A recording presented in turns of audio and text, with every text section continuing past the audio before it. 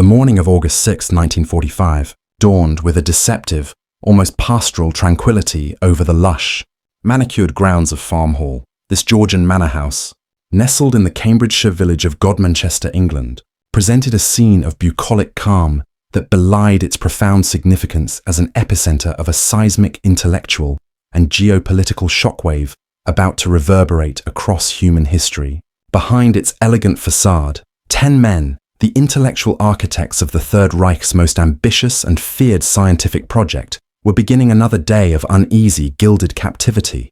For nearly 3 months, since their clandestine apprehension by the covert Allied Alsos mission in the chaotic aftermath of Germany's collapse, these brilliant minds had been held in this comfortable prison. Their every word, every sigh, every heated debate meticulously captured by a sophisticated network of hidden microphones embedded in the walls, light fixtures, and even the garden benches. They were men caught in a historical limbo, stripped of their freedom, yet treated with a deference that acknowledged their status as giants of 20th century physics. They were the German Uranium Club, and the world had held its breath for 6 years, terrified that they would hand Adolf Hitler the ultimate weapon. The very existence of the Manhattan Project was a testament to the fear these 10 men had inspired. Now, as prisoners, they remained blissfully unaware that the culmination of that fear was about to detonate in the skies over Japan, forever altering their own destinies and the fate of the world. The journey to Farm Hall had been as dramatic as it was clandestine. In the final weeks of the European War, as the Third Reich crumbled under the relentless advance of Allied armies from both East and West, these scientists had become perhaps the most valuable prizes of the conflict. The Alsos mission, a secret Allied operation commanded by Colonel Boris Pasch and scientifically directed by the Dutch-American physicist Samuel Goudsmit, had hunted these men with the determination of bloodhounds. Alsos operatives, a unique mix of intelligence officers, scientists, and military personnel, had followed closely behind the advancing front lines, racing to reach key laboratories and research facilities before the Soviets could claim the prize. Their mission was clear: uncover the extent of Germany's atomic research, capture its scientists, and secure any materials or documents before they could be destroyed or fall into Soviet hands. The capture of these 10 scientists, codenamed the Big Ten, represented the culmination of this desperate race against time and against the Soviets. The operation to secure them had been a masterpiece of military intelligence. In the chaotic days following Germany's surrender, Alsos teams had fanned out across the crumbling Reich, tracking their targets through a landscape of ruin and desperation. Werner Heisenberg was apprehended at his family's vacation home in Urfeld, in the Bavarian Alps, on May 3, 1945. Otto Hahn was found in the small town of Tailfingen. Others were located in Heckingen and Haigerloch, where the Germans had moved their research to escape Allied bombing. The scientists were initially taken to Heidelberg and then to Versailles for preliminary interrogation, before being flown to England on a specially designated aircraft. Their arrival at Farm Hall in early July 1945 marked the beginning of their peculiar captivity, a period of comfortable confinement where they were treated as distinguished guests who happened to be prisoners of war. Now, safely sequestered in the English countryside, they were subjects of the most sophisticated intelligence operation of its kind. The hidden microphones installed by technicians from MI6 were state-of-the-art for their time. So sensitive they could pick up whispers in the garden and the rustle of turning pages in the library. Every conversation, no matter how trivial, was recorded on wax discs by technicians stationed in a specially constructed monitoring room. The goal was simple yet profound: to understand what the Germans knew, to gauge their true intentions and loyalties, to assess their potential value to the Western Allies in the coming post-war world, and most importantly, to prevent their knowledge and expertise from falling into Soviet hands. The scientists, for their part, suspected they were being monitored. Such precautions were standard in intelligence operations. But they could scarcely imagine the comprehensiveness of the surveillance. They lived in a panopticon of sound, their innermost thoughts and fears laid bare for their captors to analyze, their private conversations becoming historical documents even as they spoke them. On this particular morning, the atmosphere within Farm Hall was one of restless resignation, a peculiar blend of intellectual arrogance and gnawing uncertainty. Werner Heisenberg, the Nobel laureate and theoretical mastermind of the German atomic program, likely paced the library, his mind wrestling with the complex quantum mechanical problems that had made him famous. At just 43, he was the undisputed leader of this group, a man whose uncertainty principle had revolutionized physics, but who now found his own future profoundly uncertain. His presence commanded respect, but also carried the weight of the program's ultimate failure. He was a complex figure, brilliant, charismatic, but also capable of profound miscalculation. Throughout the war, he had walked a delicate tightrope, maintaining his position as Germany's leading physicist, while trying to preserve what he saw as the integrity of German science. His motivations remain debated to this day. Was he a reluctant participant in the Nazi war effort, a patriot trying to protect German science, or an ambitious scientist who failed to deliver the ultimate weapon? Otto Hahn, the gentle, pragmatic chemist who had first split the uranium atom in 1938, a discovery that had set this entire terrifying chain of events in motion, probably thought of his family back in the ruins of Germany, and of the monstrous genie he had unleashed from the laboratory bottle. His was a quieter, more introspective presence, that of a man haunted by the unintended consequences of pure research. He was the group's moral compass, a man who had remained in Germany out of a sense of duty to his country and his institute, but who had never embraced Nazi ideology. The weight of his discovery, for which he would receive the 1944 Nobel Prize in Chemistry, hung heavily upon him. He represented the pure scientist, the seeker of knowledge who now had to confront the horrifying application of his discovery. Carl Friedrich von Weizsäcker, the philosopher-physicist and Heisenberg's protégé, perhaps gazed out the window, contemplating the moral wreckage of the Nazi regime they had, to varying degrees, served and survived. He was the group's intellectual strategist, always thinking several moves ahead in the political chess game that was their lives. The son of Ernst von Weizsäcker, a senior diplomat in the Nazi government, he understood power and politics in a way the more apolitical scientists did not. At 33, he was the youngest of the group, but perhaps the most politically astute. He had been instrumental in shaping the ethical justifications for their work during the war, and he would prove equally instrumental in crafting their post-war narrative. The group was rounded out by other luminaries, each with their own expertise and perspective. Walter Gerlach, the administrative head of the project, was a man deeply invested in its success, who had taken over coordination of nuclear research in 1944. Kurt Diebner was a capable experimentalist favored by the German army, who had overseen the construction of nuclear reactors at the army's testing ground in Gottow.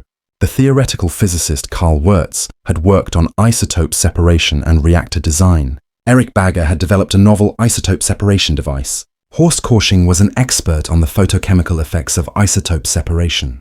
Paul Hartek, a physical chemist, had early on recognized the potential of nuclear fission for explosives.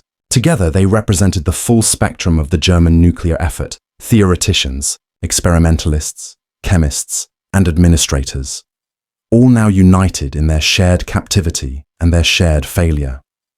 Their daily routine was a study in surreal normality, a carefully maintained facade of civilized existence over a chasm of anxiety.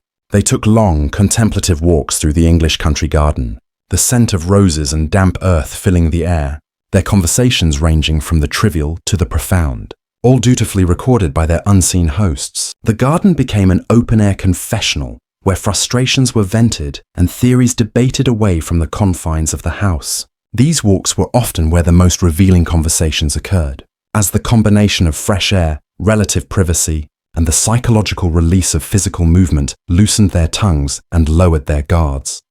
They engaged in vigorous, often intellectually charged games of chess, the click of pieces on the board a counterpoint to the silent listening devices. The chess matches were more than mere pastimes. They were psychological battles, reflections of the larger strategic game being played out in the world beyond Farm Hall's walls.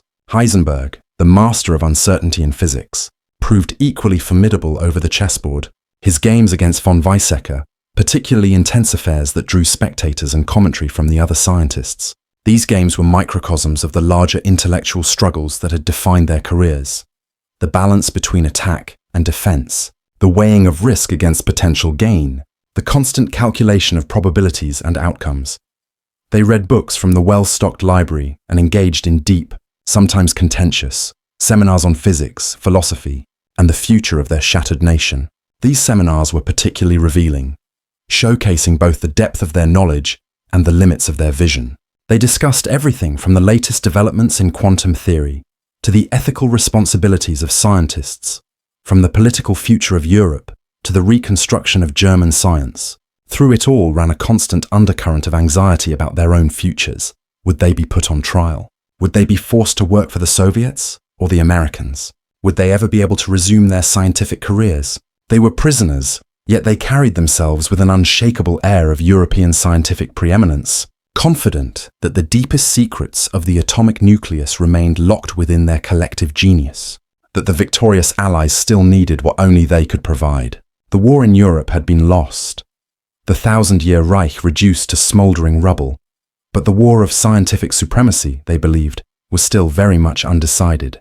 They were convinced that the path to an atomic bomb was a long and arduous one, a path they had chosen not to take, and that the Americans, with their brute force, industrial approach to science, were years, perhaps decades behind. This confidence, this profound miscalculation, was a fortress of the mind, built upon a lifetime of academic achievement and cultural certainty, and it was about to be vaporized by a single event unfolding nearly 6,000 miles away. A flash of light over a Japanese city would not just end a war, it would shatter their world, redefine the very nature of global power, and usher in a new age of existential terror that would haunt humanity forever.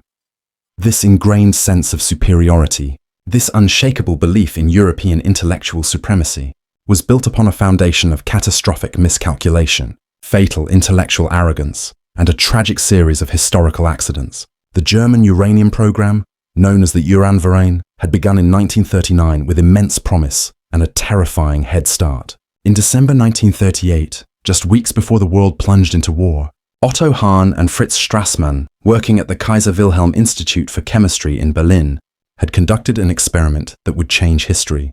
With the crucial theoretical input provided through secret correspondence with their exiled colleague Lise Meitner, they had achieved the first man-made nuclear fission, splitting the uranium atom and releasing the colossal energy hidden within its nucleus. The genie was out of the bottle, and Germany held the lamp.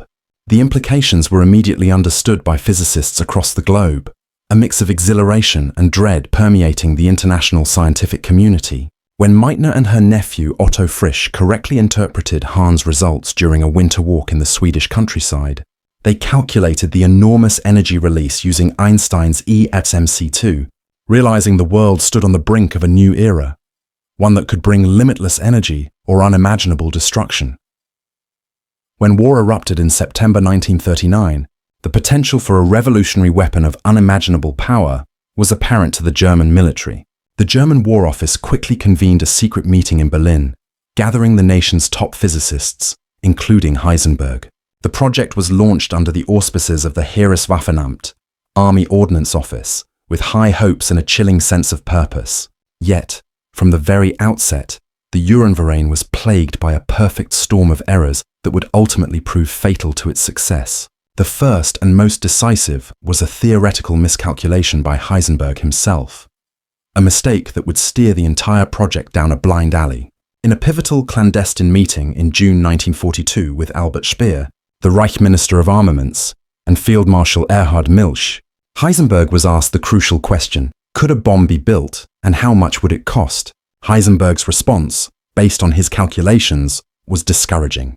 He suggested the critical mass for a uranium-235 bomb would be several tons, a quantity so vast it made the prospect of building a deliverable weapon seem practically impossible within the time frame of the war. This error, which historians still debate as being either a genuine mistake in his understanding of neutron diffusion or a subconscious, deliberate act of sabotage to steer the Nazi regime away from such a terrifying weapon, had immediate and dire consequences. Speer, faced with the immense costs of total war on multiple fronts, decided to grant the project only minimal funding, enough for basic research, but not for the all-out industrial-scale effort required. The program was deliberately relegated to a low priority, focusing instead on building a nuclear reactor, a Uranmaschine, which was seen as a more achievable goal that could lead to nuclear-powered engines, and perhaps, in the distant future, bombs. The dream of a Nazi atomic bomb was, for all practical purposes, abandoned at the highest levels of the German state in mid-1942.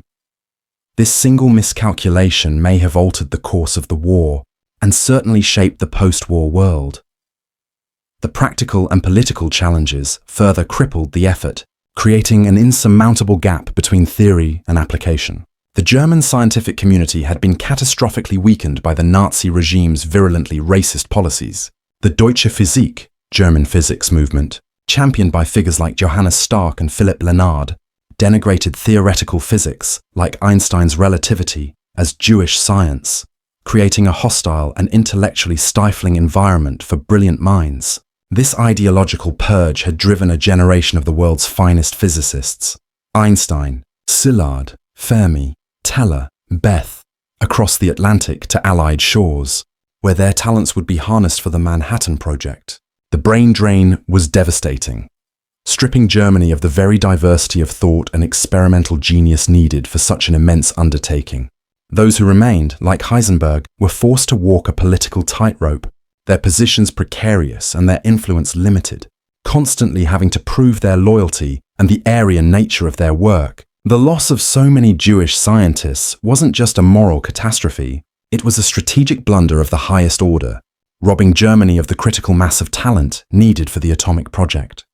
Furthermore, the Allied strategic bombing campaign systematically disrupted the German industrial and scientific infrastructure. Laboratories were damaged, universities disrupted, and the constant threat of air raids made sustained, concentrated research nearly impossible. Scientists spent precious hours in air raid shelters instead of at their benches. Supply lines for crucial materials were constantly interrupted.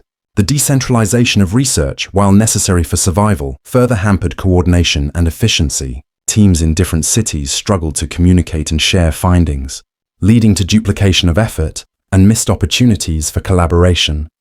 A crucial technical error, born of this disruption and a lack of resources, was the German dismissal of graphite as a potential neutron moderator for a reactor. Their initial samples provided by the Siemens company contained boron impurities that absorbed too many neutrons. Instead of investing the time and resources to produce ultra-pure graphite, as the Americans did under Arthur Compton's direction at the University of Chicago's metallurgical laboratory, they made a fateful commitment to heavy water, deuterium oxide, as their moderator of choice. This single decision led to one of the most dramatic subplots of the war, as Allied intelligence identified the Norsk hydro plant in Vemork, Norway, as the world's primary source of heavy water.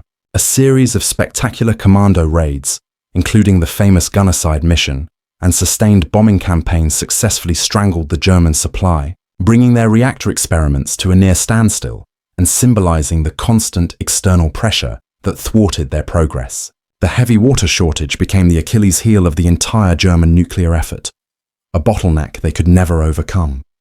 Their final, desperate experimental setups, like the B8 reactor constructed in a beer cellar cave in Haigerloch in the war's final, desperate weeks, were small, crude assemblies of uranium cubes suspended in a heavy water tank, a scientific curiosity, a far cry from the monumental industrial scale of the American reactors at Hanford or the gargantuan isotope separation plants at Oak Ridge. The German scientists were brilliant theorists trying to solve an engineering problem of unprecedented complexity, with one hand tied behind their backs, hampered by a paranoid, dysfunctional state, a decimated scientific community, and relentless external pressure. They were playing a complex, resource-starved game of academic chess in their university labs, while in the secret, purpose-built cities of the United States, a vast army of scientists, engineers, and workers was building a scientific fortress with the full, unlimited backing of the state. The disparity in scale, resources, and commitment was not just vast, it was existential, and it determined the outcome before the race had even truly begun. The German effort was fragmented, underfunded, and plagued by internal rivalries, while the Manhattan Project was a model of centralized organization and single-minded purpose. The psychological state of these 10 interned scientists at Farm Hall in the summer of 1945 was a complex, volatile tapestry of denial, pride, rationalization, and a desperate need to salvage meaning from their catastrophic failure. The Farm Hall transcripts, declassified by the British government in 1992, provide an unprecedented, almost voyeuristic window into their souls during this pivotal moment. They clung tenaciously to the belief that their American counterparts were mere technicians, capable industrialists, but incapable of the profound, intuitive, theoretical leaps that defined true genius. They constructed a carefully curated narrative of moral and intellectual superiority, convincing themselves and each other that their failure to build the bomb was, in a significant part, a conscious, ethical choice that they had deliberately avoided, or at least delayed, giving such an absolute weapon to a man like Hitler. This was a comforting, self-serving fiction, a psychological bulwark against the humiliating and terrifying truth that they had simply been outthought, out-organized, and outbuilt.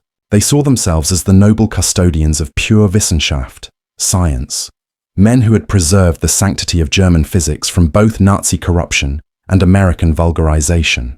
This profound intellectual hubris, cultivated over a lifetime of academic preeminence, made them utterly unprepared for the news that would soon arrive from a distant Pacific island. News that would vaporize their worldview as completely as the bomb itself would vaporize Hiroshima.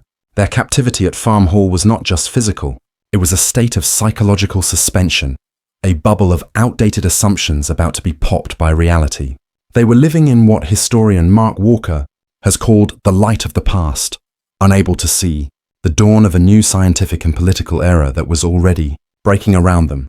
The shattering moment arrived at approximately 6 p.m. on August 6, 1945. The scientists were in the process of dressing for dinner, the mundane routine of changing clothes masking the tectonic historical shift about to occur. It was then that Lieutenant Commander Eric Welsh, their MI6 minder, informed them of a just-received BBC News report.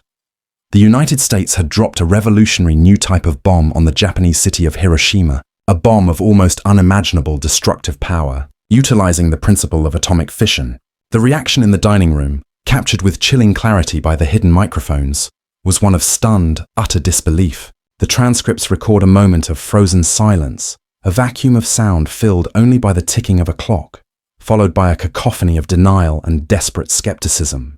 "It's impossible," one voice, likely Bagger or Diebner, exclaimed, the words dripping with incredulity. "They must have used a different principle," argued another. Probably the ever-theoretical von Weizsäcker, instinctively grasping for a scientific loophole, a way to explain away this affront to their understanding. They speculated wildly. It was merely a massive conventional explosion, perhaps using the new RDX explosives. Or maybe it was a radiological weapon, a dirty bomb, designed to spread radioactivity, but not a true energy-unleashing fission device. The sheer industrial, logistical, and organizational feat implied by the news was beyond their immediate comprehension. They had struggled for years to acquire a few hundred liters of heavy water. The idea that the Americans had built entire, secret sprawling cities like Oak Ridge, Tennessee, and Hanford, Washington, employing hundreds of thousands of people, and spending the equivalent of tens of billions of dollars, was a concept their European academic resource-constrained minds could not immediately process. The confidence, the intellectual arrogance that had sustained them through captivity and defeat evaporated in that single instant, replaced by a creeping, cold dread that seeped into their very bones. The ground of reality had shifted irrevocably beneath their feet. They were no longer the masters of the dawning atomic age. They had become its first, most astonished, and most humiliated witnesses. The news was a psychological earthquake, demolishing the carefully constructed edifice of their self-identity. In that moment, they realized that the center of the scientific world had shifted irrevocably from the old universities of Europe to the new industrial laboratories of America. The age of the individual scientific genius was giving way to the age of big science, and they had been left behind. What followed that initial shock was a frantic, emotionally charged, all-night session of scientific soul-searching, a desperate, collective attempt to reverse engineer the American achievement and, in doing so, to understand the full dimensions of their own failure. Heisenberg, transitioning from skeptic to obsessed investigator, became the focal point of this intellectual inquest. "The point is that the whole thing depends upon whether they have used uranium or plutonium," he stated, immediately zeroing in on the core technical question that had divided the Manhattan Project's own efforts. As the evening wore on, the conversation fueled by shock, brandy, and a desperate need for clarity, he began scribbling calculations on a notepad, the scratch of his pencil a faint counterpoint to the agitated voices. The conversation, preserved for posterity, is a stunning record of a scientific paradigm collapsing in real time, of egos being deflated and long-held assumptions being ruthlessly dismantled. They argued passionately about the bomb's precise mechanism, gun type or implosion. They debated the various isotope separation methods, gaseous diffusion, electromagnetic separation, thermal diffusion, methods they had only theorized about on a small scale, and they returned, again and again, to the central humiliating issue of critical mass. In a famous and deeply revealing moment, Heisenberg initially presented a flawed calculation to the group, overestimating the critical mass for a uranium-235 bomb by a significant factor.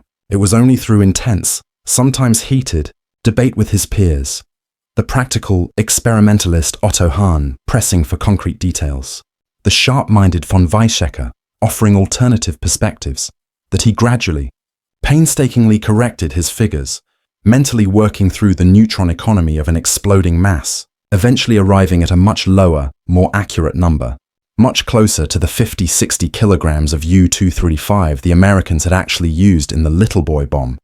This was the moment of supreme soul-crushing humiliation. The dawning realization that their own fundamental theoretical error, a miscalculation that may have resided in Heisenberg's mind since 1942, had fundamentally blinded them to the bomb's practical feasibility. The path had been there, and they had missed it. They had not been morally superior, they had been mathematically, physically wrong. Their entire 6-year endeavor, with all its privations and struggles, had been built upon a foundational mistake in theoretical physics. The fortress of their intellect had been breached from within. The conversation that night was a collective therapy session, a scientific autopsy performed on their own failed ambitions. It was a painful public reckoning with failure, made all the more bitter by the realization that their American counterparts, many of them their former students and colleagues, had succeeded where they had failed. The emotional fallout from this realization was immediate and visceral, varying from man to man, a spectrum of human response to catastrophic news. Otto Hahn was utterly devastated, his distress palpable even through the cold, typed pages of the transcript. The man who had first unlocked the power of the atom in a Berlin laboratory was now being confronted with its apocalyptic, real-world consequences. The transcripts describe him as being shattered, very unhappy, and on the verge of a nervous breakdown. He felt a profound, personal, almost paternal responsibility for the horror unleashed upon Hiroshima.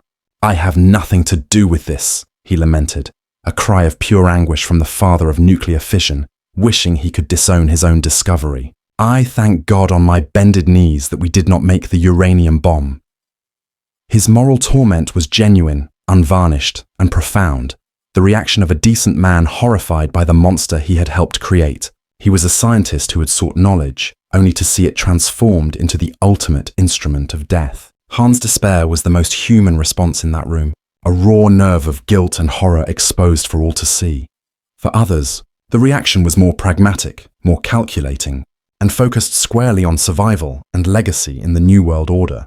Heisenberg and his shrewd protégé, von Weizsäcker, ever the astute politicians of science, quickly began to craft a coherent narrative for their British captors and for posterity.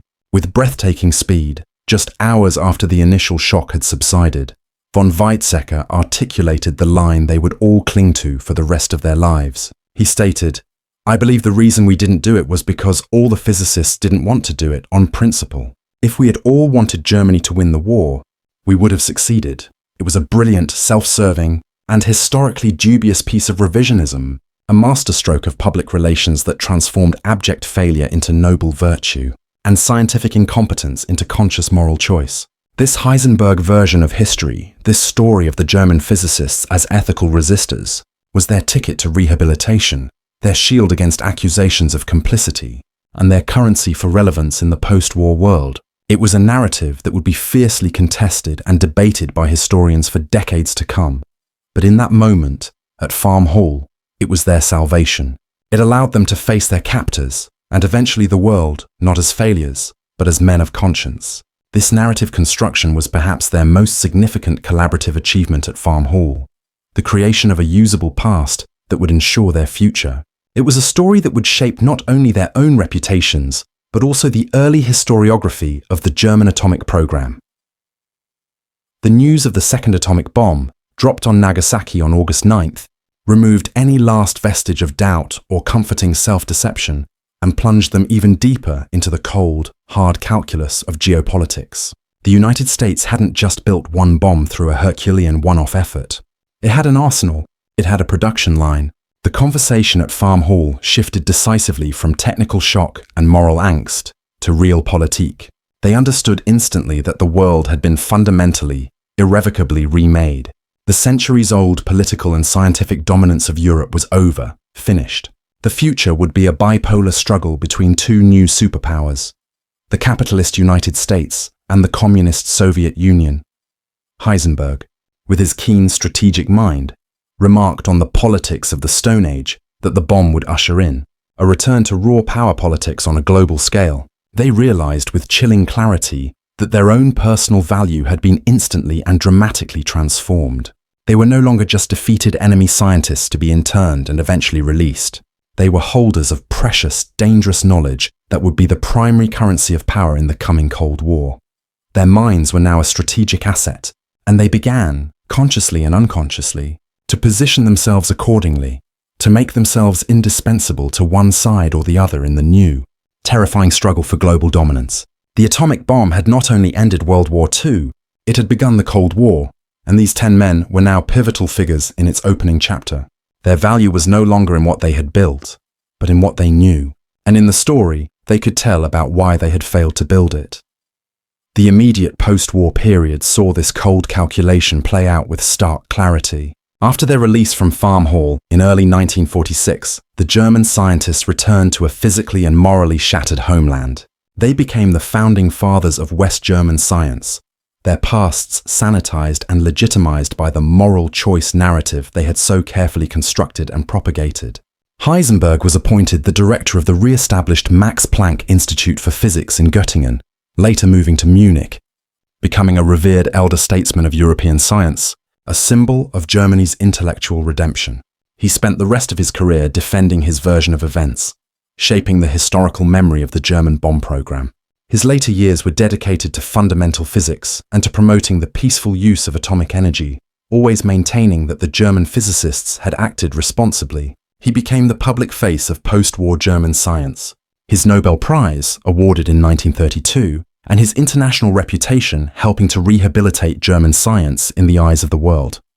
Otto Hahn, leveraging his Nobel Prize in chemistry for fission, and his genuine, publicly visible moral anguish, became a leading figure in the burgeoning international anti-nuclear movement, and was awarded the Nobel Peace Prize for his efforts, his name forever associated with both the discovery and the condemnation of atomic weaponry. He became the conscience of German science, his personal torment transformed into a public crusade for peace. As president of the Max Planck Society, he worked to re-establish German science on a new, ethical foundation, explicitly rejecting military applications of research.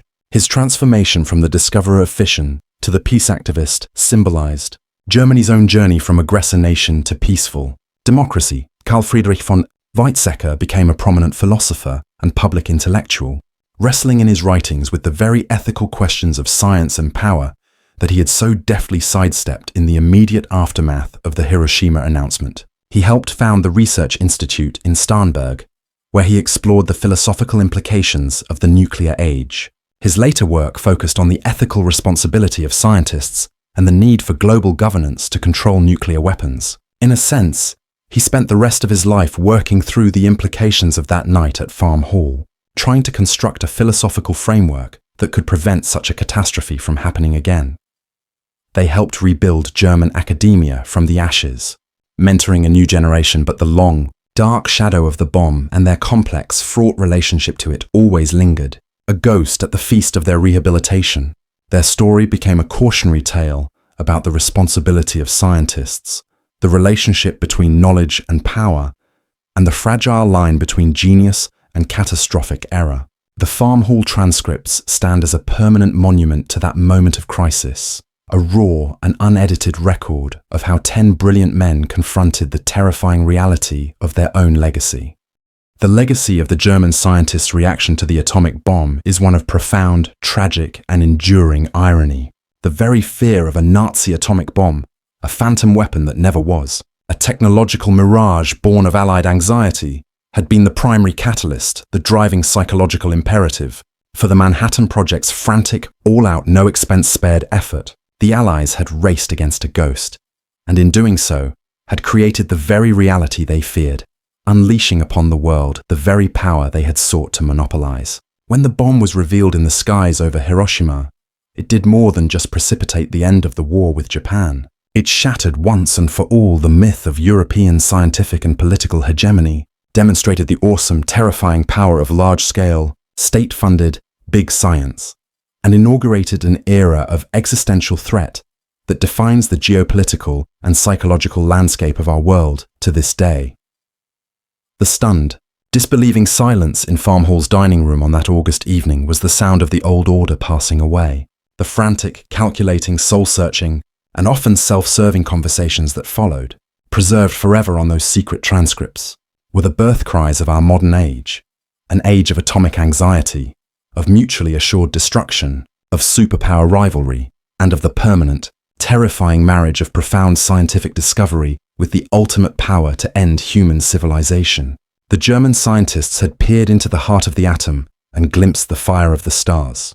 But it took the sun-bright flash over a doomed city to show them, and all of humanity, the true, terrifying reflection of what they had found. In the end, their greatest contribution to history may not have been their science, but their stunned, recorded reaction to its most devastating application, a permanent audio monument to the moment the human race crossed a threshold from which there could be no return.